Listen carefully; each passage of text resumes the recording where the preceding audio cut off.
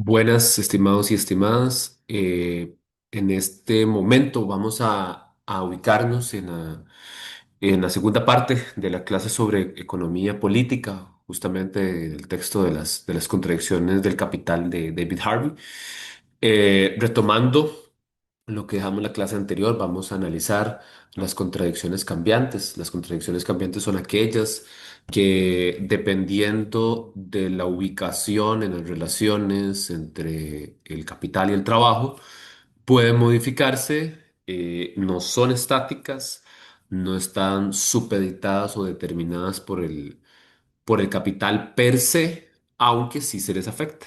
Y estas contradicciones cambiantes han sido de esta forma en las distintas etapas y en los distintos modelos que componen eh, el capitalismo como sistema, como modelo de producción y como modelo social también. En particular, vamos a trabajar sobre tres importantes contradicciones: la tecnología, el trabajo y la disponibilidad humana, la división del trabajo y el monopolio y competencia. Estas son tres contradicciones que cambian, que no se mantienen de la misma manera. La tecnología, el trabajo y disponibilidad humana es la octava contradicción. No es estable, chicos y chicas, no es permanente, sino que cambia sus rasgos respecto a la forma en la que el modelo de producción se modifica a su vez. Por esta razón, es decisivo que se evalúe siempre el elemento tecnológico dentro de las discusiones que tienen que ver con el capital. Algunas de las precisiones conceptuales que no son menos importantes justamente porque nos ayudan a entender cómo es que se relaciona la tecnología, el capital y la disponibilidad de la fuerza de trabajo humana.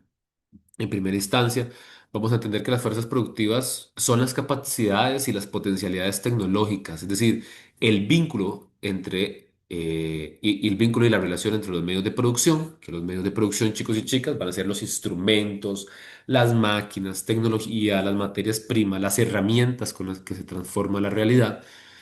Y esta relación de los medios de producción más las fuerzas de trabajo, que la fuerza de trabajo es aquella capacidad que tiene el ser humano de transformar la naturaleza y para producir bienes, es lo que entendemos como fuerzas de producción. Es decir, las fuerzas de producción es el encuentro entre los medios de producción y las fuerzas de trabajo. Obviamente la fuerza de trabajo modificando a través de los medios de producción la naturaleza.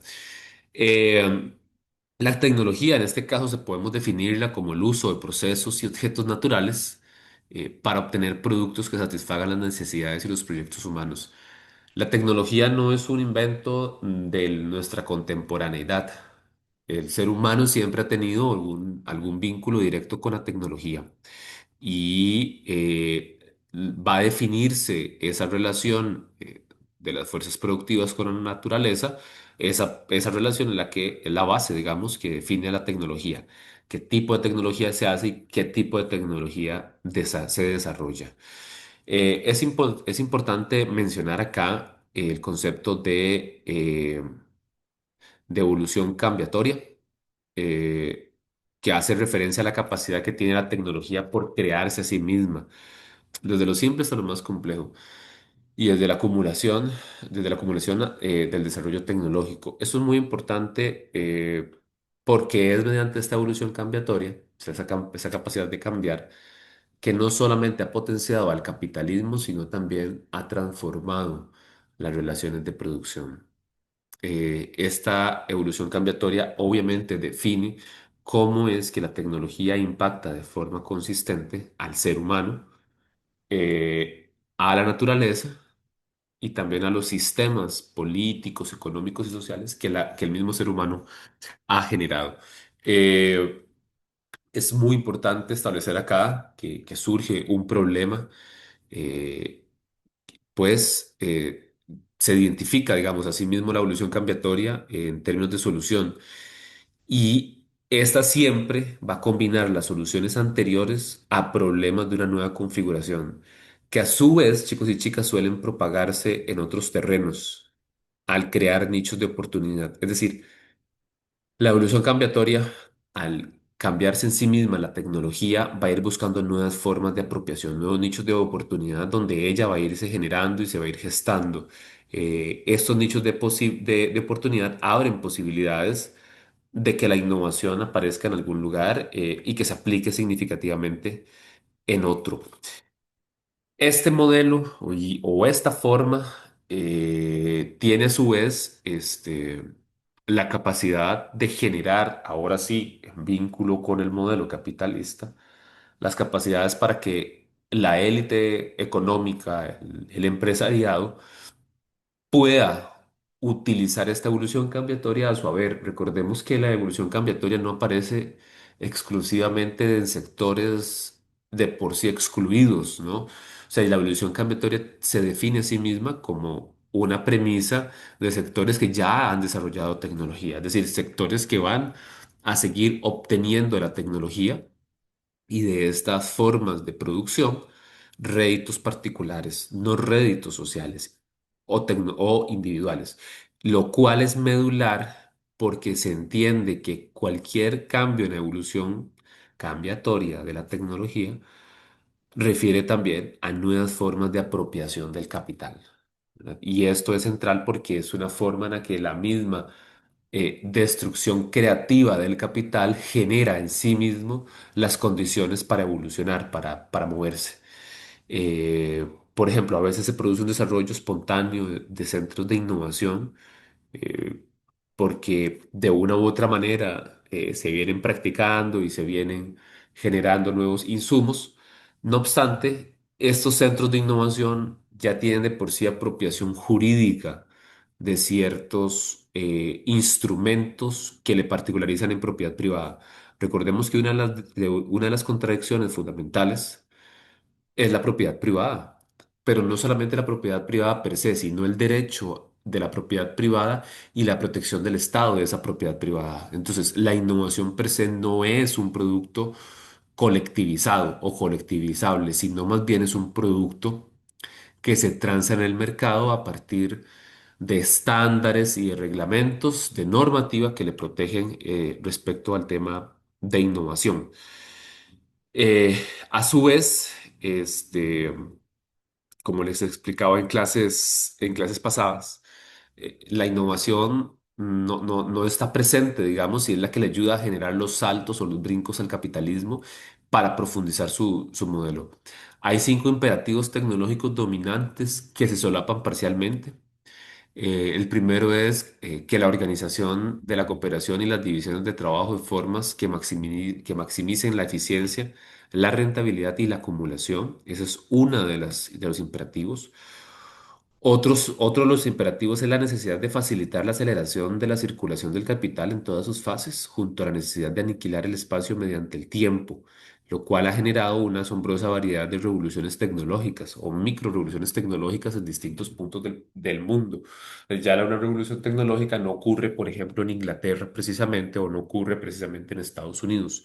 Ocurre y se modifica respecto a esas ventanas de oportunidades que se han gestado en otros espacios territoriales, donde las fronteras ya no precisamente son un medio establecido para definir una innovación tecnológica. El tercer imperativo es que las tecnologías de producción y difusión de conocimiento, almacenamiento y recuperación de datos e información son decisivas para la supervivencia y la perpetuación del capital. Es decir, sin las formas en que la tecnología produce y difunde conocimiento, el capital potencialmente deja de existir. Pero cuidado, chicos, chicas, esto no es una medida socialista, digamos, en términos más llanos y burdos, sino precisamente vamos a entender este proceso como un proceso más del capitalismo. O sea, su existencia está en la necesidad de seguir generando datos e información. El cuarto, el cuarto imperativo es que en los últimos años las innovaciones en las finanzas y en la banca han crecido exponencialmente con la llegada de del modelo informático, de la revolución tecnológica y la digitalización, el dinero y la banca electrónica, así como la proliferación de toda variedad de vehículos de inversión. Esta tendencia a crear capitales ficticios que circulan libremente en todo el mundo se ha acelerado notablemente, lo cual da lugar a prácticas más de forma de depredación del sistema crediticio. Esto, chicos y chicas, ha generado olas de acumulación por disposición y especulación en torno a los valores de los activos. Una tarjeta de crédito en sí mismo es una especulación validada, normada, reglada, que a su vez va a encontrar asidero en un contexto en el cual las relaciones humanas han generado posibilidad de crecimiento de ese tipo de acciones en la medida en que el capital ha ido buscando nuevas formas de apropiación de la acumulación del excedente. Y el quinto y último imperativo es que para producir se plantea, digamos, la cuestión del control del trabajo y el proceso laboral son centrales para que la contradicción se genere, que este modelo, digamos, logre un cierto control sobre la sociedad. Van a haber contradicciones futuras, nos plantea Harvey. La primera es la relación dinámica de la tecnología con la naturaleza.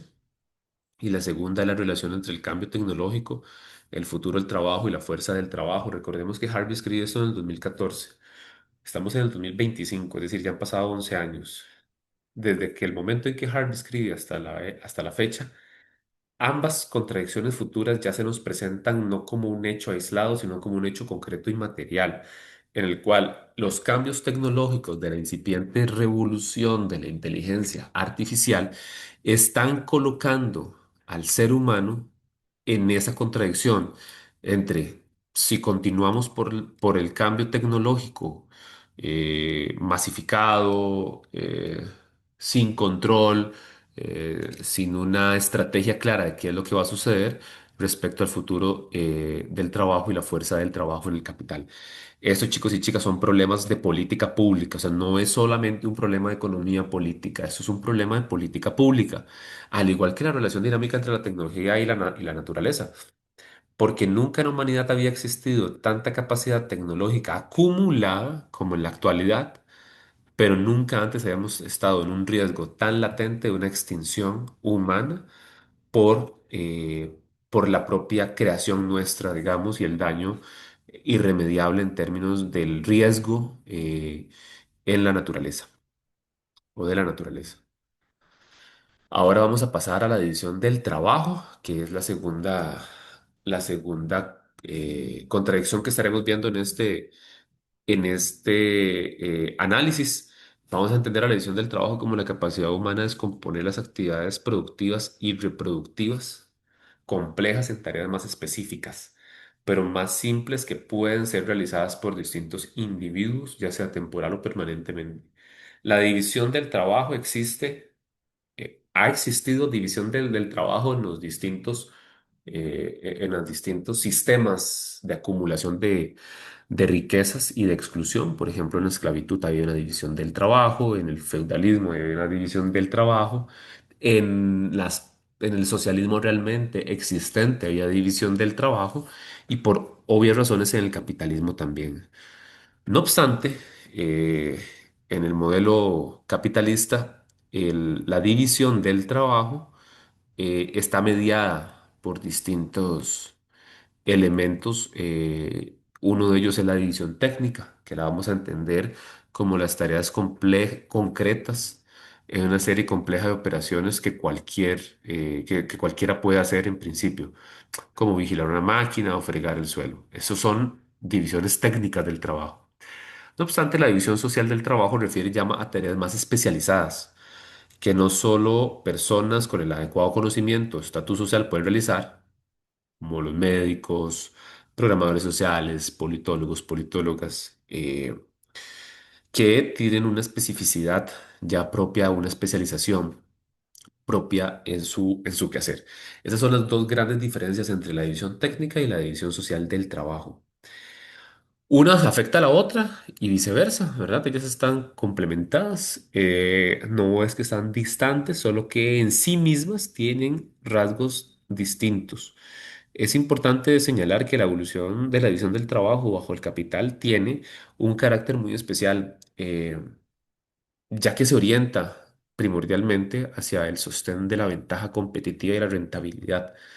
que no tiene necesariamente nada que ver con la mejora de las calidades del trabajo, la vida, ni siquiera con la mejora, chicos y chicas, general del bienestar humano. Es decir, como ha evolucionado la visión del trabajo bajo el capital como orientador de estas prácticas, nos dice mucho que no hay una orientación de la visión del trabajo para mejorar las condiciones de vida de las personas trabajadoras, muchísimo más y con mayor fuerza en la etapa neoliberal del capitalismo. Es decir, en el actual modelo neoliberal, las políticas, tanto fiscales, laborales, de salud, de pensiones, están orientadas a desestructurar todas aquellas garantías y todos aquellos derechos que históricamente se habían acumulado en una etapa previa al neoliberalismo, eh, y que obviamente generaban ciertas calidades de vida para seguir produciendo, obviamente, pero que en el actual modelo no encuentran un asidero. Eh, Hay otras distinciones que hay que tener en cuenta, que son centrales, ¿no? En la división del trabajo. Eh, por ejemplo, hay división del trabajo natural, cultural, sexual, desde los campos, desde entre la ciudad y el campo. Hay una división social en términos intelectuales o manuales, en fin, vamos, hay unas distintas categorizaciones de la división social del trabajo. Y esto es necesario entenderlo porque justamente así se ha presentado la evolución social del trabajo. El capital contra el trabajo nos da una transformación en las cualificaciones. Recordemos el modelo fordista de los años 30, 40, 50, en la que la especialización para la producción en masa era necesaria en el tanto nos permitía lograr de forma más eficiente mayor producción. Recordemos que en la etapa anterior la realización en el mercado era central más que la producción. Entonces, producir bien significaba mayor realización del trabajador en el mercado. Por eso es que bajo el modelo fordista, taylorista, hay una necesidad intrínseca de mejorar condiciones humanas laborales, tanto salariales, protectoras y demás, para poder generar mayores capacidades en el mercado de consumo, precisamente. No obstante, en el actual contexto neoliberal, nos encontramos que hay frentes contra el poder monopolista del trabajo. Número uno, la privación de los medios de producción frente a la supervisión y el control del capital. Y el segundo es la descualificación de las habilidades monopolizables de las personas. Es decir, no me interesa tener personas con habilidades únicas y exclusivas, sino lo que necesito es que esas habilidades dejen de estar monopolizadas y más bien desmonopolizar para tener mayor cantidad de producción respecto a las habilidades en cuestión. Esto, chicos y chicas, nos está llevando a tres distintas formas de comprensión de la división del trabajo en la actualidad, que se ha modificado, obviamente, en términos de lo que Harvey llama un dominio de los expertos, tanto en las políticas públicas, en el territorio y en las burocracias. Y esto no es de extrañar. Justamente porque hay modificaciones también que tienen que ver con la forma en la que el Estado opera. Número uno son los desplazamientos en el territorio. Las fronteras ya no son concretas, ya no están definidas. Hay una no ubicación, es no ubicuo en los procesos de producción del capitalismo. Tenemos tal vez una oficina pequeña que controla todas las operaciones de una determinada marca de ropa que se encuentra en California, Estados Unidos, pero las producciones se encuentran en el sudeste asiático, en Centroamérica y en África, por ejemplo. Es decir, hay un desplazamiento en el territorio de las formas de acumulación del capital y de apropiación de nuevos mercados, en este caso las fuerzas de producción. Sabemos que en el sur global la mano de obra es 1000 veces más barata que en el norte global. Por ende, el movilizar las estructuras de producción en las cadenas de valor fuera de un territorio que me genera ciertas trabas, y ciertos no beneficios, pues obviamente lo que empieza es un desplazamiento en el territorio. Luego hay una proliferación de secciones, tanto burocráticas como reguladoras. Recordemos que el capitalismo en sí mismo necesita al Estado para regularse, fuera de la fantasiosa ilusión de autorregulación del mercado.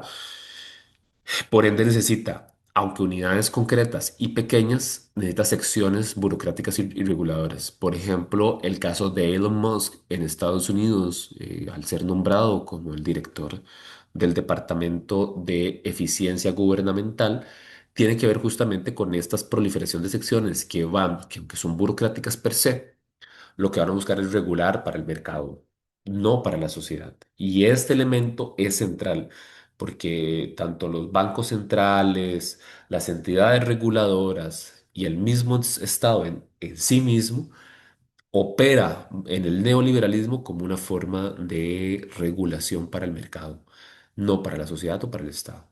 Y luego, chicos y chicas, hay una concepción que para mí es tecnopolítica, digamos, y es la creación de cuadros burocráticos especializados mediante el mérito y el criterio experto. Es decir, que lo diga un experto, el FMI tiene 1000 veces más criterio en términos económicos que lo diga un experto en economía aplicada de una universidad altamente relevante como la London School, Harvard, en fin, digamos, pongamos el caso nuestro, el caso más criollo.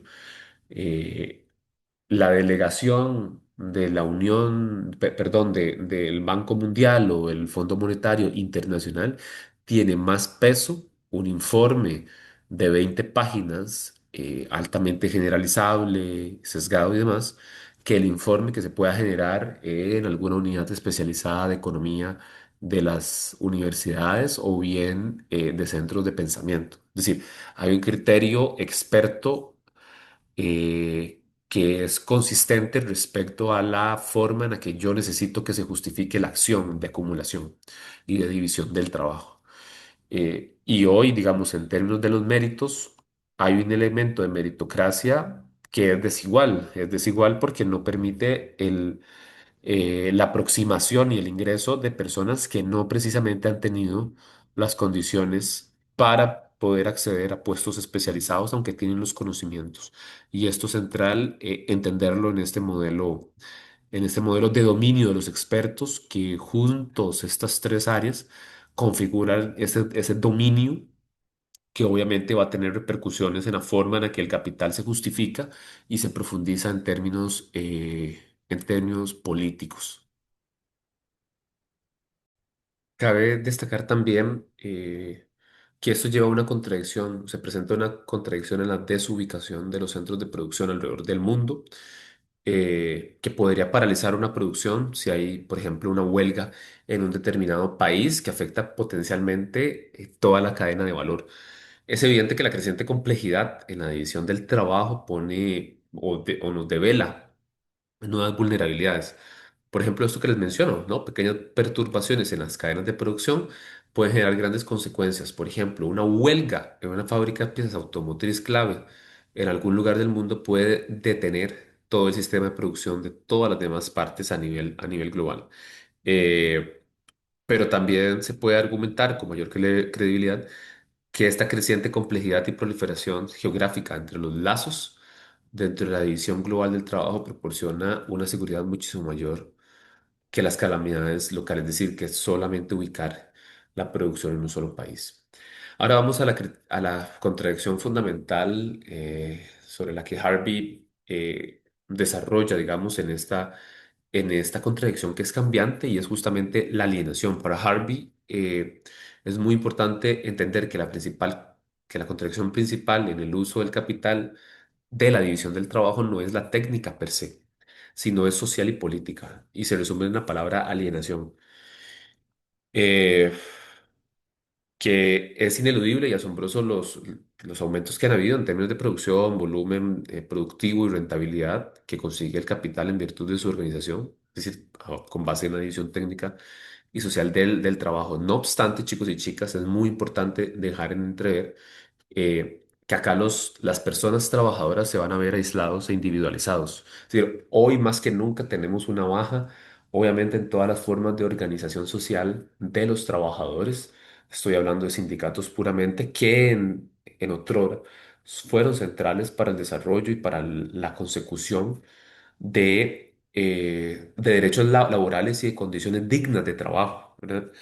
Y es justamente que vemos hoy con mayor fuerza eh, cada vez una individualización más de las personas trabajadoras en términos de sus derechos, en términos de su trabajo en sí mismo, de su protección laboral, que se ve sesgada y se ve vulnerada justamente por todo este complejo sistema también de alienación.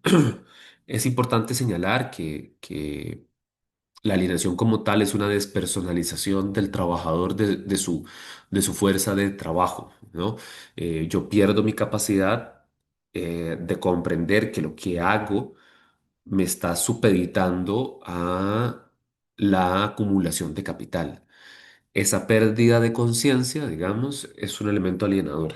Entonces tenemos tres tipos de alienaciones. Una alienación que es económica, en la que el trabajador produce la riqueza, pero no le pertenece, nunca le va a pertenecer. Pues su trabajo se va a convertir en una mercancía. Hay una alienación social, en la cual la persona trabajadora se ve separada de otros y convertido en competidor y no en un aliado. Es justamente este elemento individualizante. El elemento individualizante en el capitalismo es un elemento de competitividad. El ser humano es económico en tanto compite. Compite laboralmente, compite socialmente, compite ideológicamente, compite hasta con su propio ser eh, y no encuentra un rasgo más que esa competitividad individualizada para darle sentido a su ser. Y luego tenemos una alienación que es ideológica, en la que se acepta la ideología dominante como si fuera natural, justa o inevitable. Uno de los elementos centrales del capitalismo es que es esencialista. Logra generar en sí mismo una esencia de naturalización, una esencia de que lo que el capitalismo genera es, es en términos muy llanos y coloquiales, una santa palabra. Es decir, no hay un escape de este sistema. Cuando se piensa en el no escape del sistema, se piensa desde un plano alienado, ¿no? Tanto en económico, social como individual o ideológico. Este tipo de alienación lo que nos permite es, obviamente, concretar formas en las cuales el capitalismo logra constreñir al ser humano a una simple objeto de producción, digamos, y de generación de plusvalor. Estas naturalizaciones y resignaciones son muy potentes. Por ejemplo, el número uno es la empleabilidad, que remite a un saber estar antes que un saber hacer. Es decir, yo compito mientras sé y estoy. Lo que antes las cualificaciones tenían como objeto claro y lo que he venido manifestando es que se sabía hacer. Número dos, la empleabilidad en tanto movilidad laboral y no estabilidad laboral y entornos ocupacionales protegidos y regulados. Chicos y chicas, esto es política pública puro y dura, ¿no? Hoy tenemos formas de flexibilidad laboral en las cuales no hay una ubicación de la persona trabajadora que lo separa de su trabajo en sí, físico, de su oficina, pero también lo separa en sí mismo de su relación social con las demás personas y lo deja en una escala de individualización, que a su vez nos lleva a situaciones o entornos ocupacionales no protegidos y no regulados, ¿verdad? Es prácticamente una individualización del trabajo de una forma altamente particularizada que llega a ser los hogares, las casas, los lugares en donde se individualiza en sí mismo la persona trabajadora. Luego hay una trayectoria de empleabilidad orientadas por la incertidumbre, no por la construcción de una carrera. Es decir, hoy más que nunca tenemos personas trabajadoras que están saliendo de las universidades públicas y privadas en general o de algún técnico, el cual el marco laboral es de incerteza y la construcción de la carrera laboral queda supeditada a esa incertidumbre. Eh, lo que por ende nos coloca en estadios de afectación en la salud, en la salud laboral, económica, pero también mental. Y luego, chicos y chicas, hay una transformación cultural de la empleabilidad en términos de identidad de una empresa u oficio. Yo ya perdí mi sentido de ser en una identidad laboral justamente porque no hay una forma de construcción de una carrera en términos laborales.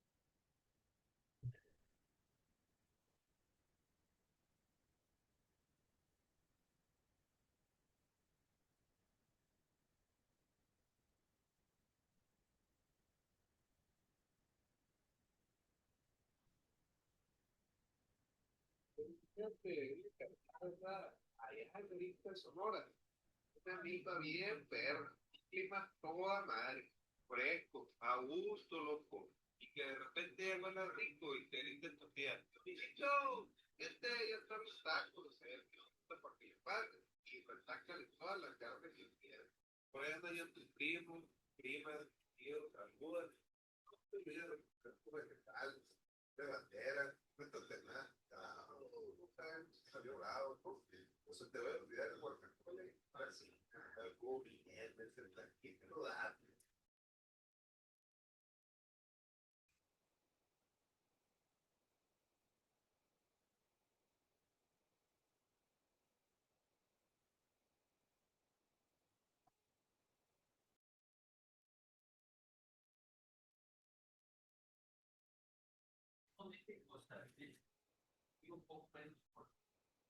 Y obviamente mi mamá, ella vivía castigo de pequeña, entonces siempre estaba.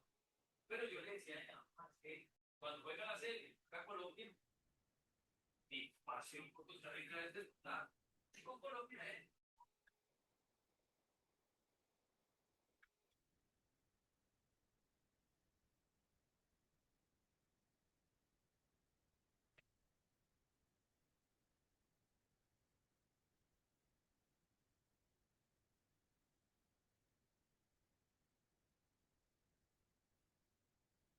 Justamente para la creación de este centro penitenciario, que lo que viene es a homologar el caso exitoso que ha sucedido en El Salvador, solamente que para 5.000 reos, no tanto como el que ha sucedido justamente en tierras catlecas. Lo que está sucediendo acá es poder apalear la escalada de violencia que hoy en día está en Costa Rica, cercano a los 17 asesinatos por cada 100.000, cosa que no se veía antes. Esta construcción que se debería estar dando en 195 días, una vez puesta la primera piedra, no solamente con el dinero, sino la piedra hay que ponerla, hay que construirla, y que por supuesto también lo que llevaría a cabo es poner las barbas en remojo al Poder Judicial. Porque acá es muy importante saber de que un inmueble vacío no sirve. Y si la justicia no es pronta y cumplida, como muchos de nosotros hemos visto, que hemos sentido, que hemos evidenciado, y que lamentablemente ha sido muy laxa, ha sido muy permisible, o han habido una gran cantidad de casos que los hemos visto en diferentes medios de comunicación, es importante de que aquí venga amalgamado todo.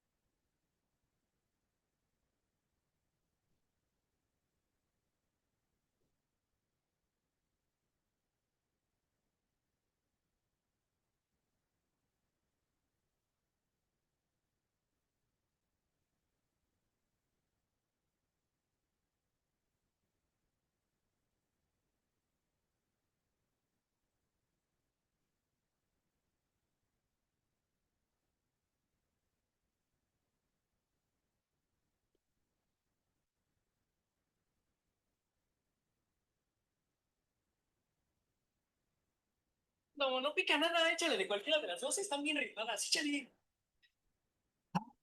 échale, échale, échale.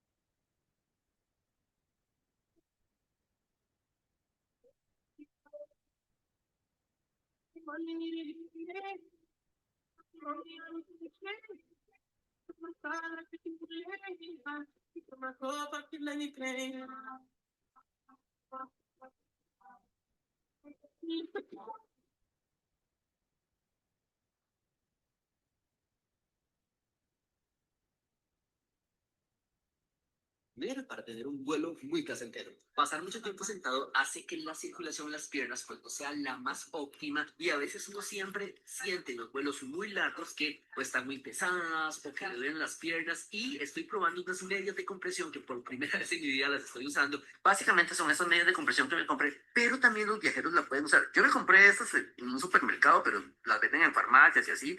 Y como ven, dicen aquí específicamente ideal para viajes. Básicamente lo que hace la media es comprimir bien el pie y no necesita usted tener alguna enfermedad para poder utilizarlas y la circulación va a estar mucho mejor en sus piernas.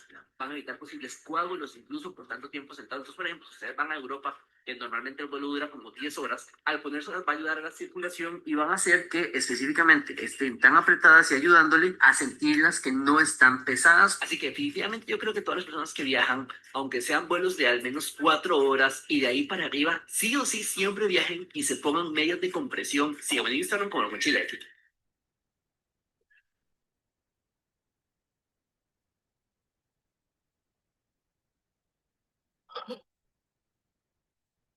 Y por último, la décima contradicción que estaremos abordando es el monopolio y la competencia, que son de las contradicciones y desviaciones y los desequilibrios que se generan en el sistema capitalista. Es claro, digamos, que las premisas básicas del capitalismo versan sobre el equilibrio entre la competencia, como aquellos recursos sobre el cual hay valor de cambio de las mercancías y donde las mercancías fluyen libremente, y no hay desviaciones, que son los monopolios, ¿verdad? Esa es la premisa básica. El liberalismo económico, lo que le posiciona al capitalismo es que en ese sistema el equilibrio es la competencia, no los monopolios, ¿ok? No obstante, el poder monopolista, por ejemplo, hoy en día Microsoft, Google, Amazon, entre otros, y sus fines oligopolistas, como lo que ejercen compañías petroleras, como las siete hermanas, que son siete distintas megacompañías de petróleo que tienen prácticamente cooptado el mercado en esta vía, son algunas de las formas en las que hoy en día el capitalismo ha modificado el elemento de la competencia por el elemento del monopolio en términos muy particulares. O por lo menos, o por ejemplo, también tenemos los monosómnicos, que son, por ejemplo, como Walmart o Apple, en la que las formas de monopolio se ejercen a través de los proveedores. Y estas tienden a presentarse como, digamos, aberraciones o desvíos de la competencia. Es decir, estas formas del monopolio se entienden bajo el capital como desvíos o desviaciones. Es claro que, que esta modificación, el objetivo declarado, por ejemplo, una política gubernamental es evitar los precios de monopolio y asegurar los beneficios de la innovación, el aumento de la competitividad y la productividad. Eh, es necesario, en particular, que frecuentemente este objetivo se vea cumplido por los gobiernos, es decir, aquí ya hay un rol del Estado en términos de preservar el elemento de la competencia y no de los monopolios. No obstante, esos monopolios, al no estarse o al no ser ubicados geográficamente en un país, tienen como connotación que son monopolios globales, ¿verdad? De funcionamiento de unas ciertas cadenas de producción. Este relato, que es asombrosamente arraigado, ha prevalecido durante más de 2 siglos desde que Adam Smith lo presentó, ¿verdad? Eso, que esto ya se convierte en un mito fundacional de la teoría económica liberal, ¿no? El elemento que la competencia debe prevalecer sobre los monopolios, lo cual esto no es precisamente cierto. Y es que justamente a raíz del año 2007-2009, donde la burbuja inmobiliaria reventó, este mito fundacional se derrumbó. Eh, Hay dos formas, digamos, de generar riqueza. O crear riqueza o quitar riqueza. Son las únicas dos formas en las que hoy tenemos esto. Para dicha época, a los economistas les resultó muy difícil comprender y defender el guión acostumbrado, ¿no? El guión en el que el Estado no se mete, en el que el Estado no debe de inmiscuirse en la economía. Los banqueros trataron de proteger sus intereses individuales, simplemente dejaron de contribuir al bienestar general. Y en Estados Unidos la Reserva Federal rescató a los bancos. Esto es muy importante. La Reserva Federal de entonces rescató a los bancos y no a las personas. Esto, por ende, ha llevado ahora a admitir que el poder de los monopolios no es una aberración, sino es un problema sistémico, el cual surge de lo que los economistas llaman búsqueda de rentas, es decir, cómo yo me intento hacer rico. Me intento ser rico en este contexto por desposesión, es decir, yo le quito a los demás sectores la capacidad de generar riquezas.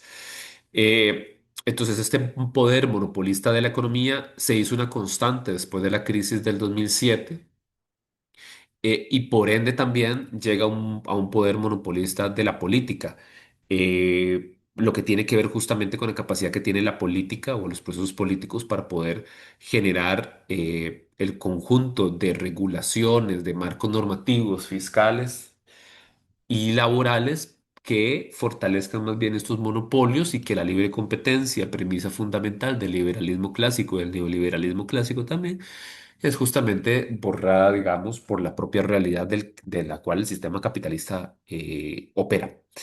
Eh, es muy interesante. Stiglitz, este premio Nobel de Economía, coloca que esta búsqueda de rentas o acumulación por disposición tiene que ver justamente con el paralelismo que hay entre el poder de los monopolios en las transacciones económicas y el poder monopolista en el proceso político. Eh, Esto lo que hace es formar un ideario complementario al de la competencia. Eh, y es que hay estrategias de renta, ¿verdad? Para la búsqueda de rentas, que es justamente la desestructuración amplia de derechos democráticos, incluidos los derechos económicos de pensiones, cuidados sanitarios, el libre acceso a los servicios vitales. Cuando el capitalismo busca generar nuevas formas de riqueza, por ejemplo, pensemos en el sector privado de salud, ha apoyado y ha pujado constantemente a una transformación paulatina de los sistemas de salud, del sistema de salud costarricense, ¿no? Hay procesos y fallas estructurales, pero a su vez también hay una presión exógena de grupos de poder que buscan, bajo la forma de aniquilación del derecho a la salud, buscar nuevos mercados de acumulación de capital. Eh, esto es una esto es una de las contradicciones más fuertes. Nos dice Harvey que el poder monopolístico es inherente a la propiedad privada, constituye la base para el intercambio y para la extensión, para la competencia. Entonces, de una u otra manera, en el tanto se genera monopolio, también se generan formas de competencia pues muchísimo más cerradas. Es decir, la competencia ya no pasa a las empresas, sino pasa a, a las personas competidoras también. No solamente a las empresas, sino también a las personas competidoras. La naturaleza de la contradicción, se pregunta Harvey, ¿cómo entonces podemos entender esta contradicción? Y es claro que el punto obvio para empezar es afirmar que ambos aspectos son indistinguibles y, para ser exactos, que ambos se funcionan dejando la contradicción en un estado latente más que antagónico. Es decir, el estado de la contradicción es vivir, digamos, entre el monopolio y la competencia, y no son excluyentes uno de otro. Ese es el punto de la naturaleza de la propiedad privada, que confiere a su dueño el monopolio sobre el uso de una mercancía. El poder monopolístico es inherente a la propiedad privada, justo esto que estoy señalando. Esto puede ser trivial, no obstante, cuando se reconoce que el poder de la clase del capital descansa en el ensamblaje de todos sus derechos monopolistas de una propiedad individual, es un orden social en el que la clase capitalista se puede definir frente al trabajo por su monopolio, ¿no? Por su monopolio colectivo sobre los medios de producción. Entonces, bueno, hay una oscilación, chicos y chicas, entre la competencia y el monopolio. Y esto, a su vez, genera dos formas de, de comprensión, y es lo que Harvey llama el desarrollo geográfico desigual. Es decir, geográficamente el desarrollo se externa con desigualdades y sobre desigualdades. Número uno, hay una centralización del monopolio, o centralización monopolio, y la otra descentralización competencia. Eso es muy importante eh, fundamentarlo en términos de que hay una aniquilación del espacio mediante el tiempo. Y muchas industrias y servicios locales perdieron su protección local y sus privilegios de monopolio. El capitalismo se da una supuesta bienvenida a esa restauración de la competencia. No obstante, si hilamos más fino, es necesario el monopolio dentro de la competencia. Entonces hay una forma de depredación paulatina de los sectores económicos, en el cual es necesario centralizar el monopolio para la producción y así aglutinar capacidades de producción, que descentralizar y desmonopolizar. No obstante, aquí hay un rol del Estado que es central. Digamos, el Estado entra en un primer plano, aunque en apariencia el modelo no, lo que nos dice es que el Estado no precisamente eh, es un punto necesario, ¿verdad? Es todo lo contrario, es un estorbo frente a la necesidad de competencia. No obstante, lo que nos dice la práctica y lo empírico es que el Estado aquí juega un papel fundamental, no solo en la protección de los derechos de monopolio de la propiedad privada, sino también en cómo facilitar las formas de desestructuración de nuevos campos de acumulación de capital. Y eso es central en toda la discusión sobre el monopolio y la competencia. Quedo por acá, y si hay dudas o consultas, las atendemos en clases.